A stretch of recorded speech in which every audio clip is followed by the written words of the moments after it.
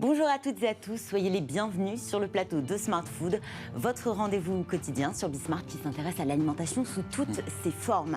Qui n'a jamais passé des heures à arpenter les rayons des supermarchés avec cette question en tête toujours la même, qu'est-ce qu'on va bien pouvoir manger ce soir? Faire ses courses, planifier ses repas, avoir les bons ingrédients pour les bonnes recettes, le parcours du combattant. Ou du moins un véritable casse-tête. Et si l'on pouvait se passer de tout cela, vous en rêvez, la Foodtech a peut-être la solution. Bonjour Jacques Sabatier. Bonjour. Vous êtes le cofondateur et CEO de Joe. Joe, c'est cette application que vous avez créée en 2018 qui propose non seulement des idées de repas adaptées au profil de l'utilisateur, mais elle compose aussi une liste de courses correspondantes et qui permet de commander les produits directement chez l'une des 6 plus grandes chaînes de grande distribution en France. Je précise aussi le nom des autres cofondateurs, Antoine Maillard, Brice Audrin et Franck Morin. Jacques Sabatier, comment est né Joe? De quel constat et pour répondre à quel besoin? Alors, l'histoire de Joe, c'est une histoire d'entrepreneur hyper classique. C'est un problème qu'on a rencontré nous-mêmes. Expérience personnelle, voilà. C'est, en général, les belles histoires, c'est quand on essaie de résoudre des problèmes qu'on a rencontrés soi-même parce qu'on n'est pas complètement impliqué dans le projet. Et en l'occurrence, il y a 4 ans, quand j'ai eu ma première fille, donc c'est une histoire de papa, je me suis retrouvé donc à devoir remplir le frigo et à faire des repas tous les soirs, avec cette équation impossible que tout le monde connaît, faire tous les soirs un repas simple, rapide, équilibré, différent et pas trop cher. Et pas que le lundi, mais aussi le mardi, le mercredi, le jeudi, le vendredi. Équation difficile à résoudre. Et je pense qu'on connaît tous cette équation qui est extrêmement compliquée. Et donc on a essayé à l'époque les applications de supermarché. On trouvait que c'était extrêmement long et laborieux d'aller chercher les produits un par un pour remplir son panier. Les courses alimentaires ont une spécificité, c'est que c'est les seules courses qui nécessitent de faire des paniers aussi gros. Quand vous faites des soldes sur un site de e-commerce classique, si vous mettez 4 ou 5 produits dans votre panier, c'est déjà un panier énorme. Là, en alimentaire, vous pouvez mettre jusqu'à 40 articles dans votre panier chaque semaine. Et donc, c'est extrêmement long d'aller chercher ces produits un par un. Donc ça, c'était le premier constat. C'est assez compliqué et laborieux. Et surtout, ça n'a pas beaucoup de valeur pour vous d'aller prendre un paquet de spaghettis et le dropper dans un panier en ligne. Et le deuxième constat, c'est que quand bien même vous avez fini, que votre frigo est plein parce que le livreur est venu jusque chez vous, même avec le frigo plein, il y a toujours cette deuxième question, donc qu'est-ce qu'on fait à manger ce soir? Et oui, et il manque toujours quelque chose. Et souvent, on paye le fait d'avoir fait ses courses la semaine précédente un peu à l'inspiration du moment. Et en général, comme on le vit comme une corvée, on essaye d'aller un peu vite.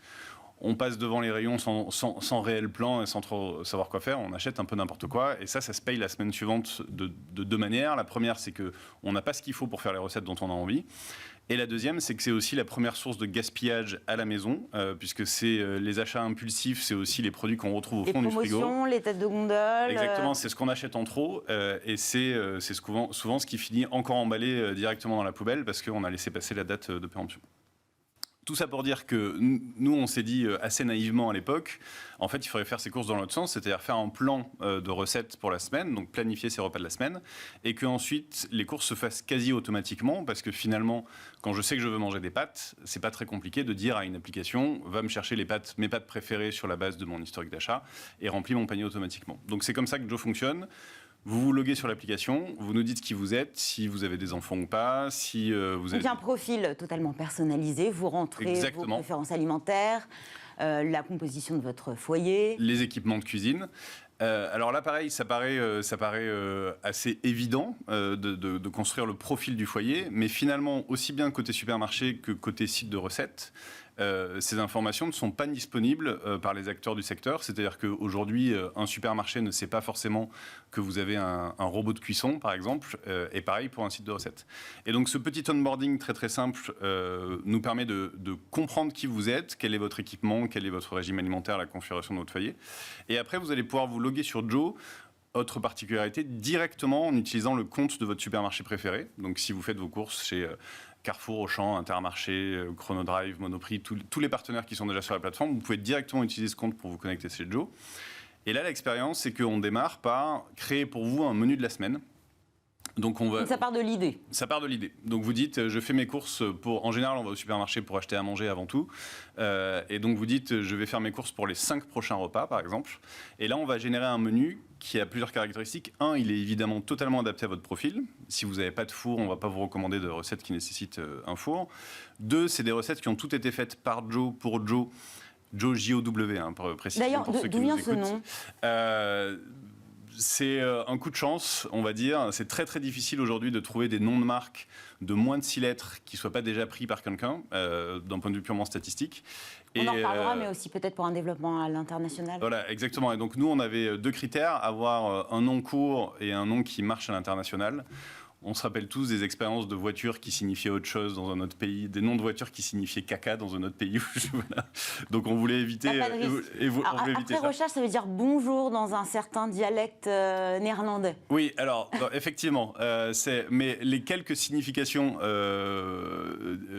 idiomatiques qu'on a pu trouver étaient toutes à peu près alignées. Assez favorables. Voilà. Et donc l'histoire très rapide du nom de Joe, c'est on voulait que Joe, ça incarne un assistant personnel parce que c'est vraiment l'application qui fait vos courses. Donc on cherchait des prénoms pour incarner vraiment cet assistant personnel qui vous aide au quotidien. Et on avait aussi la volonté de signifier la rapidité avec laquelle vous pouvez faire vos courses. Donc en anglais, now, wow, donc tout ce qui finit par OW grosso modo. Et en fait, on a pris le prénom Joe et l'effet wow et on a contracté les deux et ça a fait Joe. Et miracle, ça n'était pas pris. Donc on a réussi à prendre la marque sur le monde entier. Donc on est assez content. Vous parliez d'assistant personnel. On a mi-chemin entre un média, il y a un site d'inspiration avec ses recettes, et du e-commerce.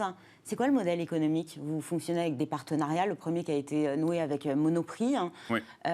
Vous n'êtes pas rattaché, vous n'êtes pas présent sur les sites de e-commerce. En revanche, on passe d'abord par Joe pour aller ensuite sur le site de e-commerce. Exactement. Ça fonctionne comment ? Alors, c'est exactement ça l'analogie. C'est-à-dire que c'est exactement comme si vous étiez chez vous et que vous disiez à quelqu'un voilà ce que j'ai envie de manger, va faire les courses à ma place. Et donc, c'est littéralement ce qu'on fait. Il y a un modèle comme ça qui s'appelle Instacart aux États-Unis, qui est un modèle de personal shopper. Donc, vous faites votre liste de courses et vous envoyez la liste de courses à un personal shopper physique qui va rentrer dans un magasin physique pour faire les courses à votre place. Nous, on fait la même chose, mais en 100% digital. C'est-à-dire que Joe va faire votre menu de la semaine, va automatiquement créer votre panier. Donc, c'est un personal shopper digital qui ensuite va rentrer dans un magasin digital. C'est-à-dire qu'ensuite, on rentre sur la plateforme e-commerce de Carrefour, de Auchan, de Intermarché pour faire les courses à votre place. Mais le modèle, c'est que nous, on est juste une aide à la création de votre commande. Derrière, vous êtes un client et c'est une commande classique du supermarché partenaire qui lui-même va s'occuper de préparer la commande et de la mettre à disposition en drive ou en livraison. Donc pour le supermarché, la grande distribution, vous êtes un apporteur d'affaires ? On est 2 choses. Là, effectivement, le modèle de base, c'est qu'on apporte des nouveaux clients et des commandes. Donc on est un apporteur d'affaires et on a une commission qui nous permet de nous rémunérer. Et il y a un deuxième élément qui est important, c'est que comme Joe est une expérience 100% personnalisée où on fait de la recommandation de recettes et de la recommandation de produits, on permet aux supermarchés d'être beaucoup plus efficaces dans la gestion du mix produit à l'intérieur du panier. Je vous donne un exemple concret. Si demain, un de nos supermarchés partenaires a trop de chou-fleur en stock, nous, il nous suffit juste de pousser un peu plus les recettes avec du chou-fleur. Aux gens qui aiment le chou-fleur, évidemment, on ne va pas recommander ça à des gens qui n'aiment pas ça, pour les aider à diminuer leur stock. Et ça, c'est extrêmement intéressant pour eux, aussi bien pour des raisons d'inventaire pur que de gaspillage, mais aussi de marge, parce que c'est autant de produits qui ne partent pas à la poubelle. Joe, vous l'avez lancé en 2018, il y a 4 ans, donc vous affichez une croissance exponentielle. Il y a quelques jours, vous êtes même hissé en tête des applications gratuites les plus téléchargées de France sur l'App Store. Comment vous expliquez ce succès fulgurant ? Est-ce que le bouche à oreille a aussi beaucoup contribué à cette ascension ? Nous, ce qu'on a du mal à s'expliquer, c'est pourquoi aucune start-up jusqu'à maintenant ne s'était préoccupée des 80% de familles françaises qui mangent chez elles des choses qu'elles achètent au supermarché. Parce qu'effectivement, quand on regarde la vague food tech des 10 dernières années, c'est essentiellement des applications de livraison qui se focus sur les urbains les plus riches, grosso modo. Et de repas déjà tout prêts. Voilà, qui soit achètent des repas déjà tout prêts, ou des box d'ingrédients. Les box à cuisiner. Ou de la livraison de restaurants. Mais la réalité de la France, c'est qu'il y a une grande partie des gens qui ne sont pas éligibles à ce type de service, juste d'un point de vue géographique. Et la deuxième réalité, c'est une réalité économique, c'est que tout le monde ne peut pas payer un hamburger 25 € ou une box d'ingrédients qui va coûter 2 ou 3 fois plus cher que le prix du supermarché. Et donc nous, on s'est dit, c'est quand même assez fascinant que, alors que 80% de la population française mange essentiellement des produits qu'ils ont achetés en supermarché, il n'y ait pas eu de proposition de service ni côté start-up ni côté supermarché pour les aider à manger mieux, a fortiori dans un contexte où la transition alimentaire est un enjeu majeur, où le pouvoir d'achat est un enjeu majeur. Et donc nous, on est hyper fiers d'avoir une solution qui non seulement apporte du service, mais aussi limite le gaspillage. Quand on limite le gaspillage, c'est des euros qu'on dépense en moins, donc c'est aussi une solution économie pour dans ce contexte d'inflation. Il y a aussi l'enjeu de l'alimentation personnalisée. Ah ben clairement, parce qu'aujourd'hui, quand on regarde le comportement de consommation des gens, justement parce qu'ils n'ont pas d'aide à l'achat, en général, ils tournent avec 5 ou 6 recettes, c'est-à-dire qu'ils mangent tout le temps la même chose. Et ça, c'est pas parce qu'ils le veulent, c'est parce qu'ils n'ont pas d'aide pour aller découvrir des nouvelles recettes et des nouveaux produits. Donc on utilise vraiment la technologie comme un levier pour apporter beaucoup plus de services et d'inspiration, et aussi de mieux manger. 2 chiffres assez simples, c'est là où normalement un utilisateur va manger entre 5 et 10 recettes, toujours les mêmes, sur Joe, il va pouvoir découvrir 300 recettes par an, grosso modo. Et l'autre chiffre qui est intéressant, c'est que quand on regarde le panier d'un utilisateur avant Joe et après Joe, il y a 25% de produits frais en plus dans son panier avec Joe, juste par design, c'est-à-dire que comme il cuisine plus et qu'il achète plus de recettes avec des produits bruts, il y a mécaniquement plus de produits frais. Et ça, c'est une équation qui est assez vertueuse parce que c'est plus de marge pour les magasins, parce que les magasins font plus de marge sur les produits frais. C'est plus de bien manger pour les clients, puisque par définition, les produits frais sont moins transformés et meilleurs pour la santé. Et donc, au final, tout le monde est content dans l'équation. On en parlait, un challenge à l'international. Vous avez d'ailleurs réalisé une grosse levée de fonds. Votre cible, ce sont les États-Unis.